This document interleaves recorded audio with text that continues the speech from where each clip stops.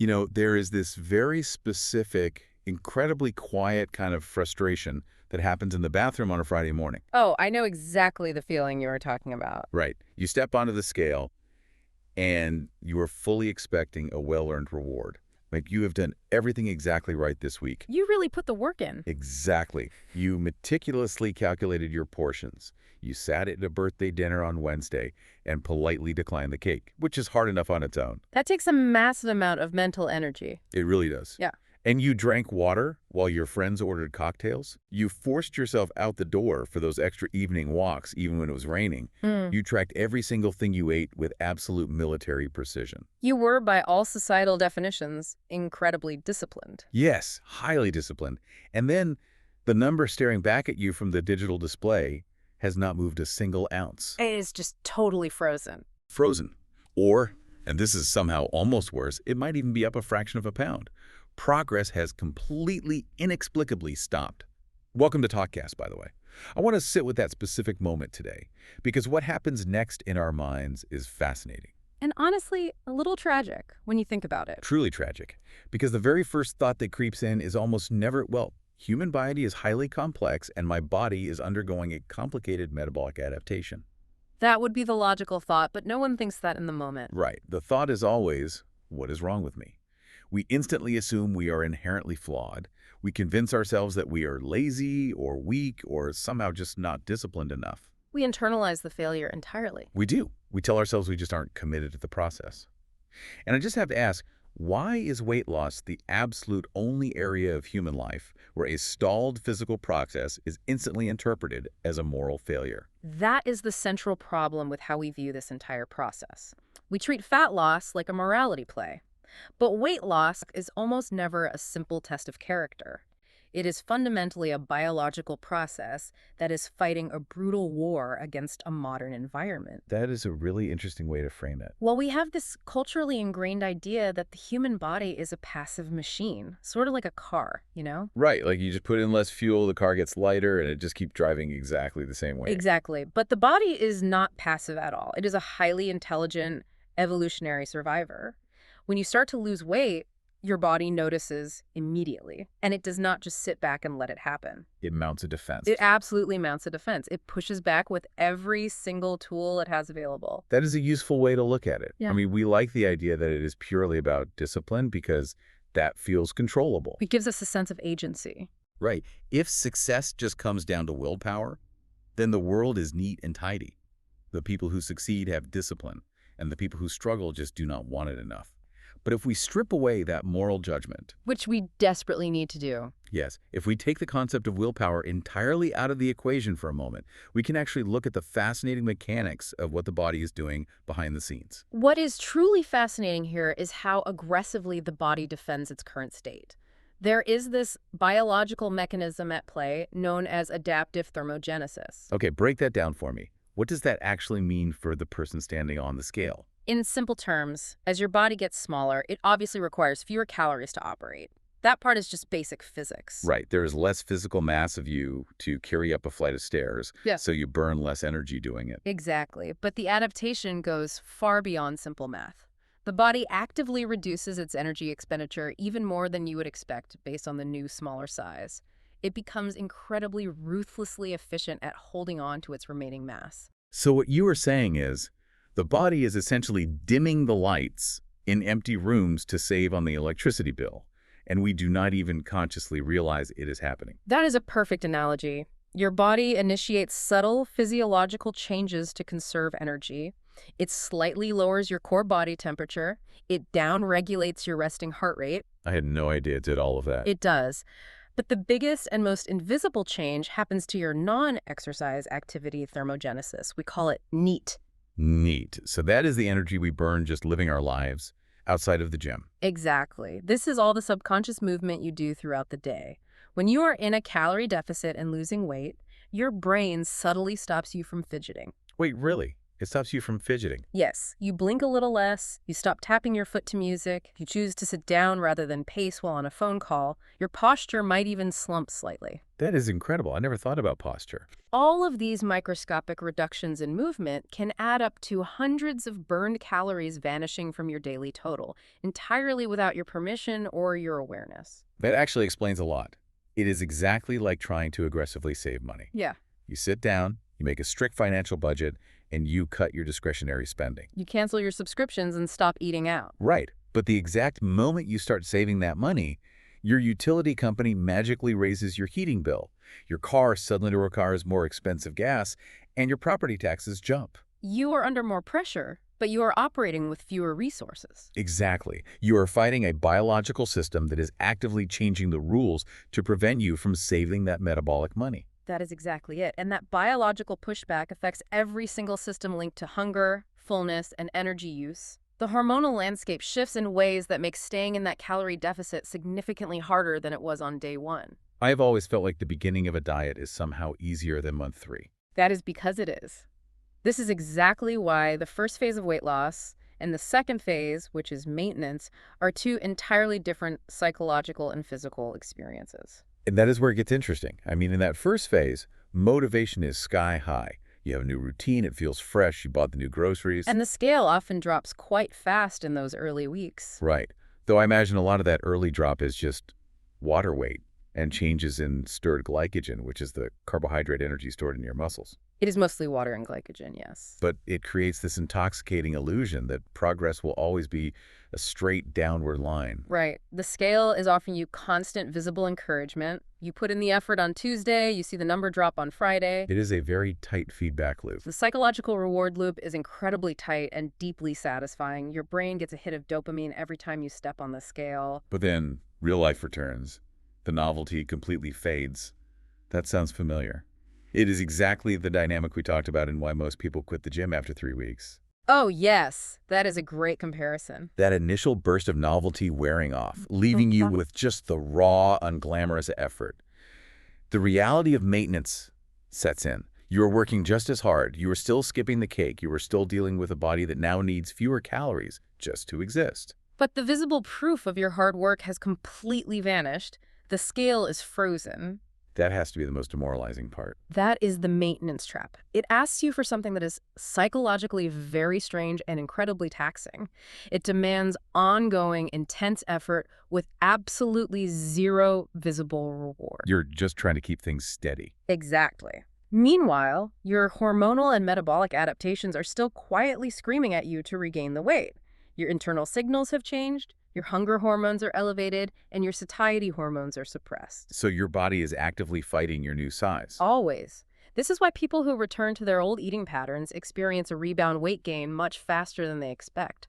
The body is chemically primed to recover the fat tissue it lost. So, if the body is actively trying to regain the weight, what are the invisible environmental things making that biological pushback even harder to resist? Because this struggle is not just happening in a vacuum. No, it is not. We are living in a specific world that exacerbates this. One of the most powerful and wildly underestimated invisible saboteurs is sleep. Sleep. People always ignore sleep. They do. People constantly treat sleep as an optional luxury or even a badge of honor to sacrifice.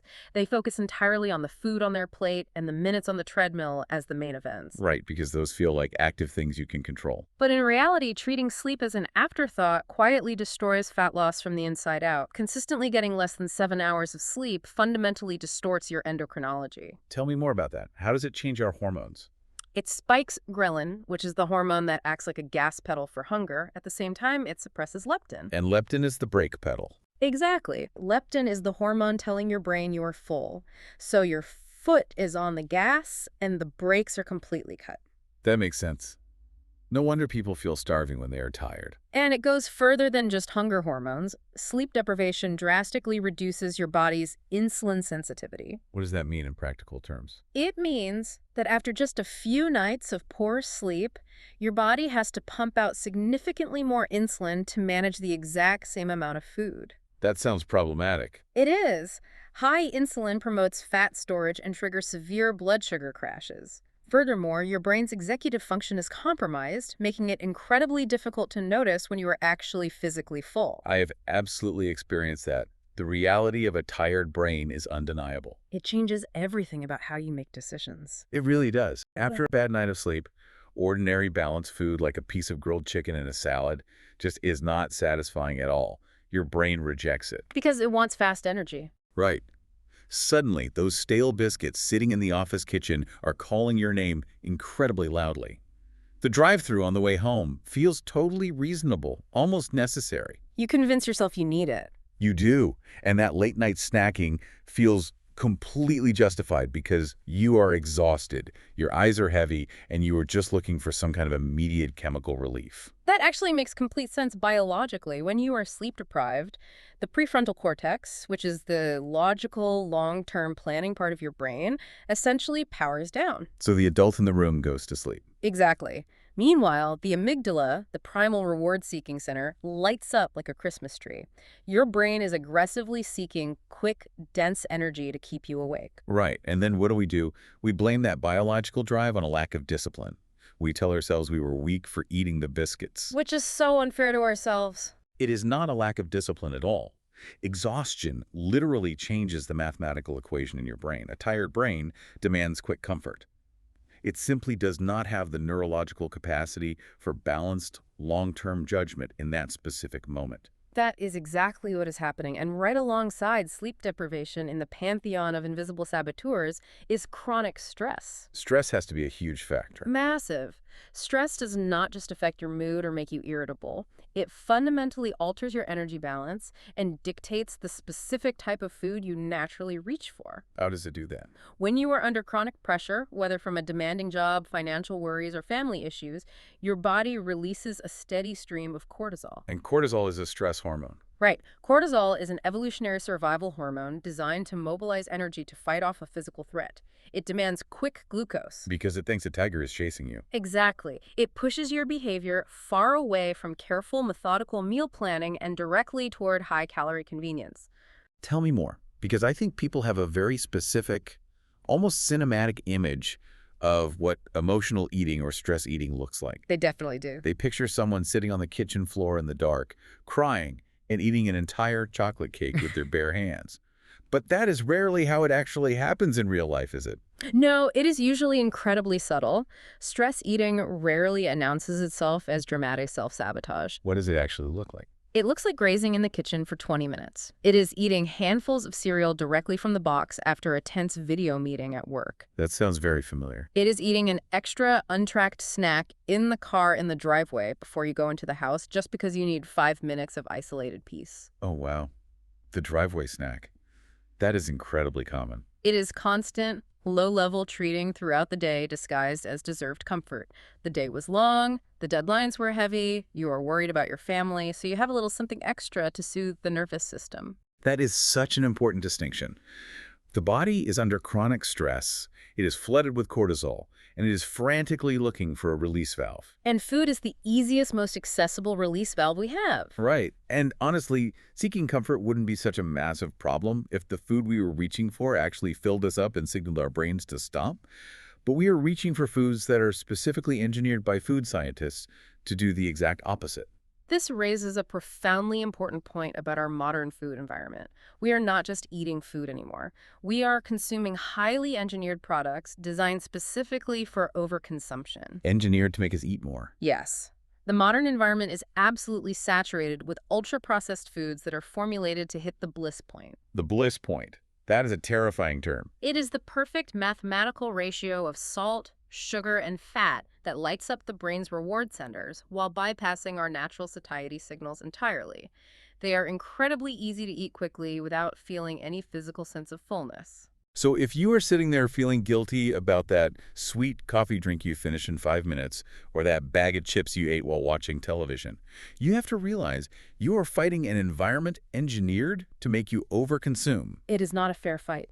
It feels like we are constantly swimming upstream against billions of dollars of food engineering. We absolutely are. We actually have incredible data showing exactly what happens when you isolate this variable. We know from tightly controlled clinical trials where researchers put participants on two different diets. Okay, what were the diets? One made entirely of unprocessed whole foods and one made of ultra-processed foods. The absolute genius of this research is that the diets were perfectly matched on paper. Wait, perfectly mashed how? The meals presented to the participants had the exact same total calories, sugar, fat, sodium, fiber, and macronutrients. Wait, really? So on paper, nutritionally speaking, an ultra-processed meal and a whole food meal were identical. Exactly. The macros were perfectly matched. But here's the striking result. When people were in the ultra-processed phase, they were allowed to eat as much or as little as they wanted of the provided meals. And what happened? They naturally, completely without realizing it, consumed about 500 more calories a day compared to when they were on the unprocessed diet. 500 calories. Just by accident. Yes. They gained weight during the processed phase and lost weight during the unprocessed phase. That is fascinating.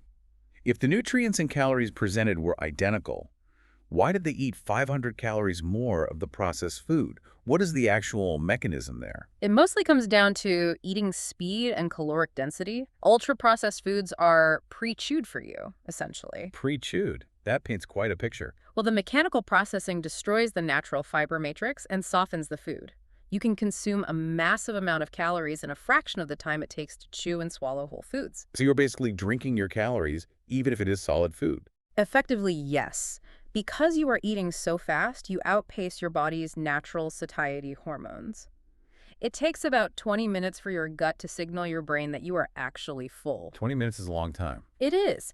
If you are eating ultra-processed foods, you can ingest 1,000 calories before that fullness signal even registers in your brain. Yeah, that explains a lot. Furthermore, the lack of structural fiber means the stomach doesn't physically stretch as much.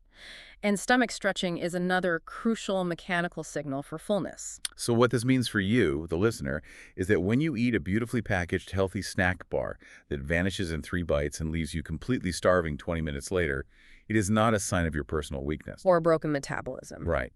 You are living in an environment that has been carefully constructed to constantly lower the mechanical and psychological effort required to overconsume. That is the key point. Sustainable progress is not about developing heroic, unbreakable restraint. Relying on willpower alone against engineered food is a completely losing battle. It is exhausting. It is. Sustainable progress is about making normal, healthy choices structurally easier. And you do that by choosing less processed, slower to eat, high-volume foods that naturally increase your physical satiety. So foods that force you to work a little bit. Exactly.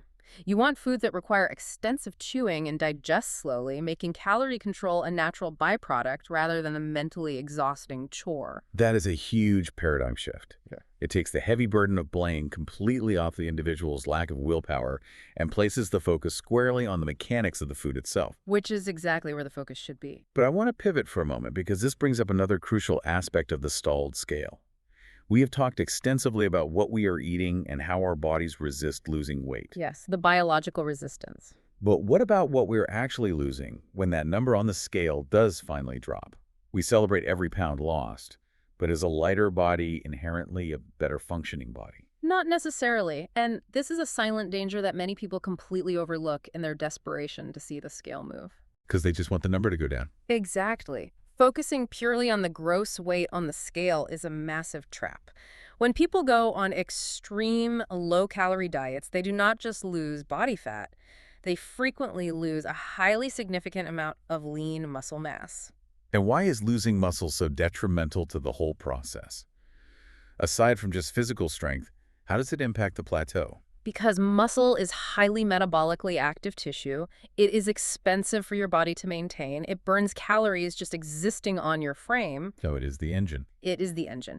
If you lose muscle tissue during a diet, your daily basal metabolic rate drops even further. You are essentially shrinking the engine of your car while trying to drive the exact same distance. That makes total sense. You end up physically smaller, yes, but you are weaker, physically softer, and your daily maintenance calories are now drastically lower. Which means you have to eat even less just to maintain that new weight. Exactly. This makes it incredibly dangerously easy to regain the weight the second you increase your food intake even slightly. That sounds like a biological recipe for disaster, and it explains why the rebound weight gain is often so incredibly rapid. It is the main driver of the yo-yo dieting cycle. So how do we actively protect that muscle tissue while still trying to force the body to lose stored fat? It comes down to two non-negotiable pillars: specific dietary protein thresholds and resistance training. Okay, let's break those down. You have to send a strong physical signal to your body that the muscle is currently needed for survival,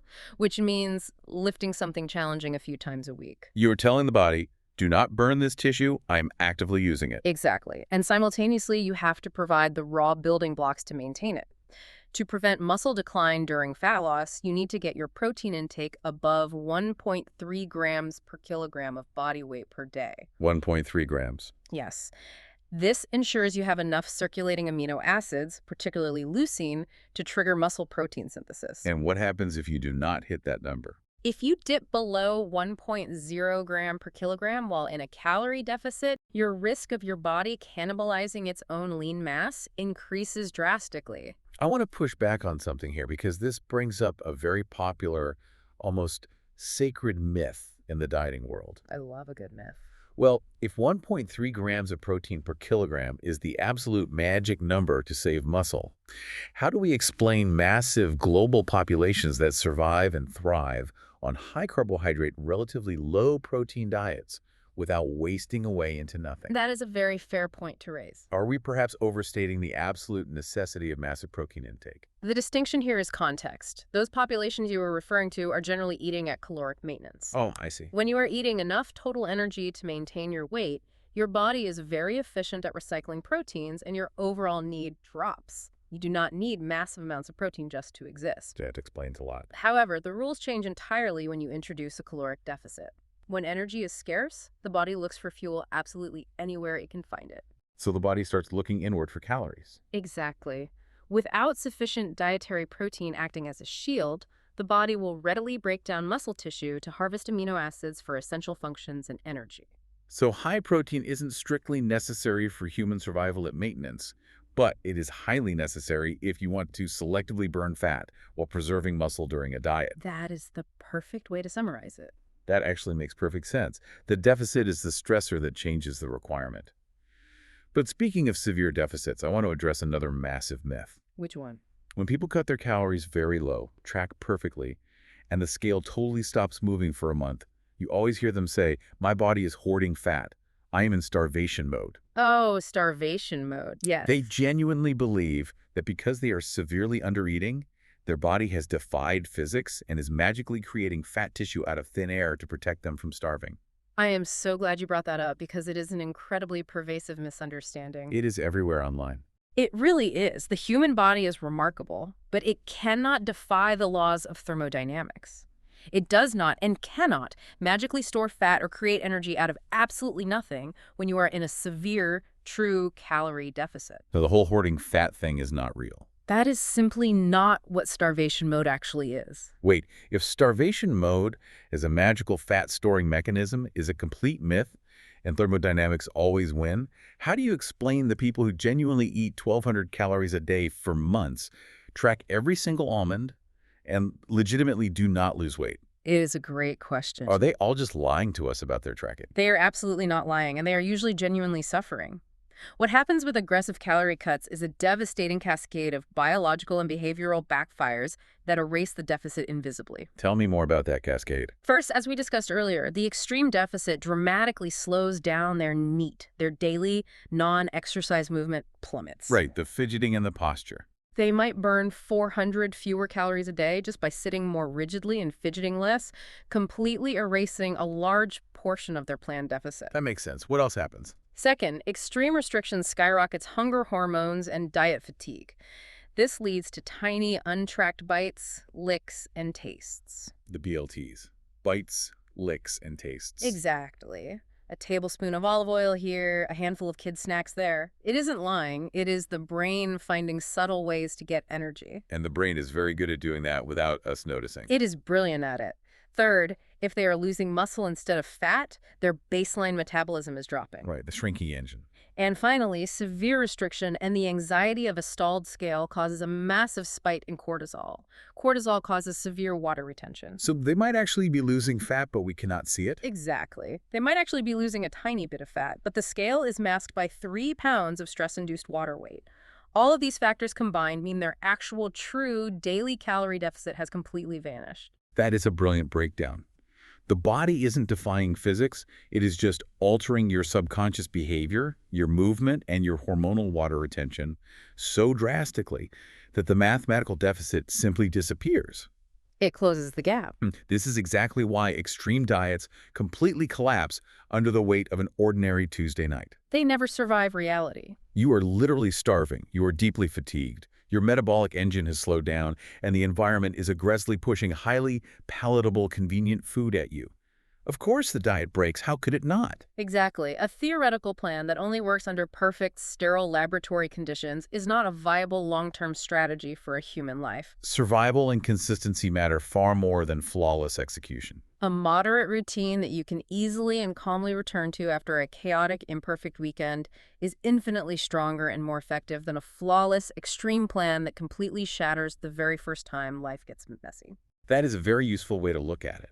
So, if the extreme punishing diet is out, and we know the body is fighting us with everything it has, what is the actual practical blueprint when you feel totally stuck? When you hit that wall. Right. When you step on that scale on Friday and it hasn't moved in 3 weeks, what do we actually do instead of giving up? The absolute first step is establishing a baseline based on reality. You cannot just guess your starting point. People guess all the time. They do. And you definitely should not rely on broad, outdated population averages to dictate your personal biology. You mean the standard public health advice that says men need 2,500 calories a day and women need 2,000 calories to maintain their weight? Right. Those numbers are widely known and printed on nutrition labels everywhere, but they are merely rough starting guides designed for massive populations. They are not personalized. Exactly. They are not personalized prescriptions for your specific body, your muscle mass, and your unique activity level.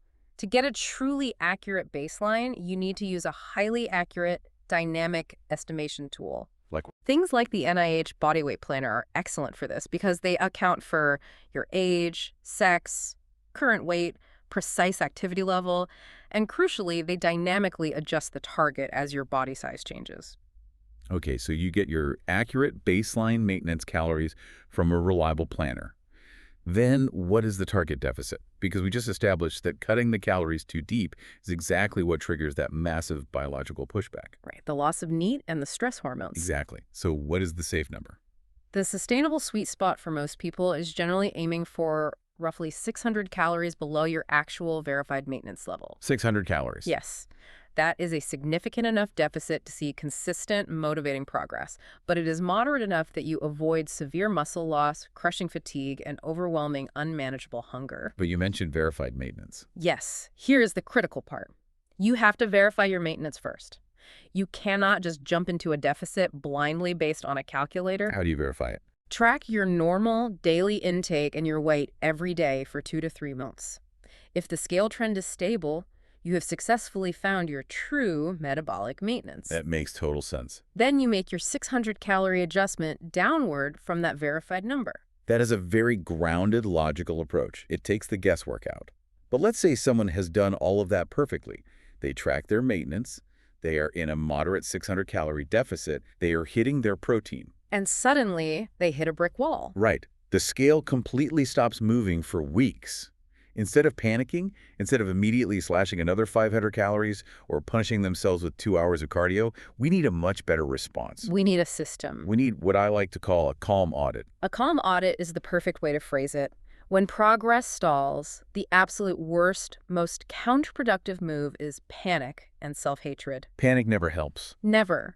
The best move is stepping back, removing the emotion, and running through a practical biological checklist. Let's walk through the elements of that audit together. First, we have to look at the reality of fluctuations. We have to ask, is this a true metabolic plateau? Or is it just the human body acting like a human body? That is the crucial first thing to establish. A few days, or even a week, of a stalled scale tell you absolutely nothing about your fat loss. Nothing at all. Nothing. Human body weight fluctuates constantly and wildly. It changes based on sodium intake, which causes massive water retention. Like if you have sushi with soy sauce, Exactly. The scale will be up the next day.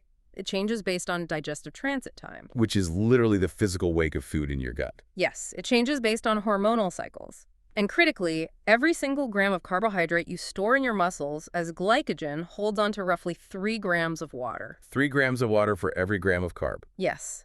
If you eat a slightly higher carbohydrate meal, the scale will jump the next day simply because of water weight, not fat. That is a huge relief to hear. The scale is basically a noisy data instrument. You have to look at the moving average trend over several weeks, not the chaotic data points of a single morning. Okay, the next part of the calm audit is looking at sleep. And I do not mean just asking if you feel okay. I mean honest, objective sleep metrics. Yes, you cannot just vaguely ask yourself if you slept fine. You need to honestly, brutally evaluate your nights. Are you consistently undersleeping to watch one more show? Are you waking up frequently during the night? Are you staying up late and grazing in the kitchen because you are simply too exhausted to do the physical routine of going to bed? Brushing your teeth feels like a marathon at 11 p.m. It really does. But as we discussed, if you are not hitting that non-negotiable 7-hour minimum, your hormones are actively fighting your fat loss efforts. Your ghrelin is high, your leptin is low, and your insulin resistance is climbing. And I imagine sitting awake at 2 in the morning doesn't just make you tired. It gives you a lot of time to worry, which brings up the stress side of the equation. Stress is the silent killer of progress. We touched on this earlier, but auditing your stress requires real, sometimes uncomfortable self-reflection. It does. You have to step back and ask yourself if life has objectively become harder recently. Like, have your responsibilities at work increased? Are you dealing with a sick family member? Exactly. Are you comforting yourself with highly palatable food more than usual just to cope with that ambient pressure? A body under chronic stress is flooded with cortisol. It is retaining water, it is craving dense calories, and it is heavily resistant to releasing stored energy. You cannot outdiet chronic unmanaged stress. You really cannot. I get what you mean. The body feels under attack. Now, another massive part of this audit is looking at your food structure. This is where I see a massive number of people struggling without even realizing they are doing it to themselves. Structure is everything. People ignore structure to focus on pure calories and it ruins them. Right.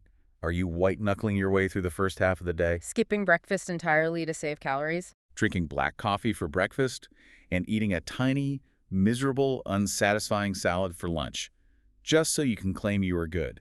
Only to experience a massive blood sugar crash and completely lose control in the pantry at night. Exactly. Furthermore, are those ultra-processed, easily overconsumed foods we talked about doing more of the heavy lifting in your daily diet than you want to admit? If your daily eating structure routinely leaves you ravenous, shaky, and desperate by 6 in the evening, the plan is fundamentally flawed, regardless of what the calorie math says. That happens to a lot of people. They confuse suffering with effectiveness. A very common mistake. Next, we have to audit activity and muscle. We have to look for the invisible changes. You need to meticulously check if you are unintentionally moving less. Has the prolonged calorie cut made you so systemically fatigued that your daily step count has unknowingly plummeted from 10,000 to 4,000? Without you even noticing. Have you stopped taking the stairs? And critically, have you slashed your calories without prioritizing protein intake and heavy strength work? If you are slowly losing metabolically active muscle tissue, your daily calorie needs are dropping alongside it. This invisible drop in energy expenditure can easily and completely erase your carefully planned deficit, causing a sudden, frustrating plateau. That actually makes sense. The math changes right under your feet.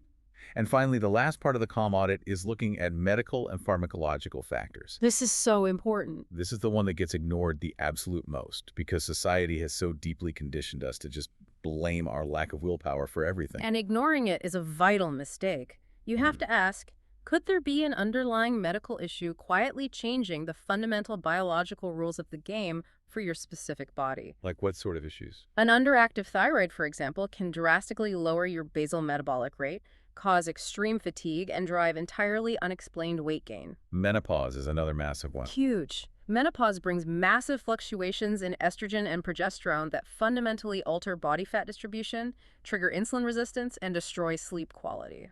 And we cannot ignore medications. No, we cannot. Certain highly common prescriptions, like specific antidepressants, corticosteroids, or medicines for epilepsy and migraines, can significantly alter brain chemistry. They massively increase appetite. They do, and they drive rapid weight gain. That is such a critical point to highlight. If you are dealing with chronic joint pain that prevents movement or the hormonal chaos of menopause, or you are on a necessary medication that artificially ramps up your hunger signals, you are playing this fat loss game on an entirely different difficulty setting than a healthy 25-year-old. We really are. You absolutely do not need more shame or a stricter diet. You need a different strategy, self-compassion, or perhaps an honest conversation with a clinician about medical management. Exactly. You have to stop assuming that every single physical struggle is a motivational problem. Sometimes a biological barrier requires a biological intervention. So we have this comprehensive calm audit. You look deeply at water fluctuations, honest sleep quality, chronic stress levels, daily food structure, invisible drops in activity and muscle mass, and underlying medical factors. It covers all the bases. Here is my biggest insight on all of this. When you go through this audit and you finally identify the actual problem area, the absolute worst thing you can possibly do is try to fix it by changing 10 things at once. That is the natural human instinct, though. It is. People hit a frustrating stall, they panic, and they immediately become extreme. They decide they're going to wake up at 5 in the morning, eat 0 carbohydrates, run 5 miles a day, and feel infinitely more guilty if they fail. It just deepens the cycle of stress and burnout. Right. You have to pause and ask a much better, much kinder question. What is the simplest, easiest single change that makes your current routine slightly easier to sustain? If the audit reveals sleep is the primary issue, do not change your diet at all. Just focus entirely on going to bed 30 minutes earlier for a week. If you realize your protein is too low, do not overhaul your entire life. Just focus on adding 1 substantial serving of protein to your breakfast. Small, almost boring routines compound massively over time. And those boring, repeatable things like protecting your sleep, eating structured, high-protein meals, lifting heavy weights a few times a week, those are the only habits that actually survive real life. They survive airport travel, they survive terrible work weeks, they survive family emergencies, and they survive stress. Extreme protocols shatter. Boring habits endure. We have covered a truly massive amount of ground here today, from adaptive thermogenesis and the psychology of plateaus to the engineering of ultra-processed food and the necessity of the calm audit.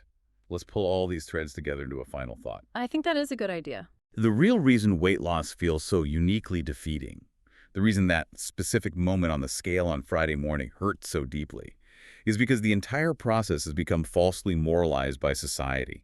We've been aggressively conditioned to believe that a physical, biological struggle is undeniable proof of laziness or weak character. And that deeply held belief is not just factually incorrect. It is actively, profoundly harmful to the people trying to improve their health. It is toxic. It is. Fat loss is an incredibly intricate, highly reactive web. It is shaped by your evolutionary biology, the precise quality of your sleep, your daily pain levels, the intentional, hyper-palatable design of modern food, and the ambient stress of your life. Personal responsibility absolutely still exists, of course. But it has to exist in the messy, complicated real world. It cannot exist in a perfect, sterile laboratory where you are expected to operate like a programmable machine. So what does this all mean for you, navigating this right now? It means that if you are genuinely trying incredibly hard, if you are doing the right things, making the sacrifices, and the scale simply is not moving, the very first thing you need to drop isn't your calories. It is the blame. That is the most important key to long-term success. Drop the blame. Because once you finally stop treating the metabolic plateau as a devastating character flaw, once you drop the heavy, exhausting guilt, you can actually see the reality of the situation. You can see your biology intelligently pushing back to protect you. You can see the modern food environment subtly nudging you off course. And seeing those hidden forces clearly gives you the power and the clarity to actually do something effective about them. I want to leave you with one final, slightly provocative thought to mull over today. What is that? If your body is an ancient evolutionary machine brilliantly designed to adapt, conserve energy, and protect you at all costs, maybe the goal isn't to aggressively fight your biology until you break it. Maybe the ultimate goal is to finally learn how to patiently negotiate with it. Thanks for listening to TalkKast.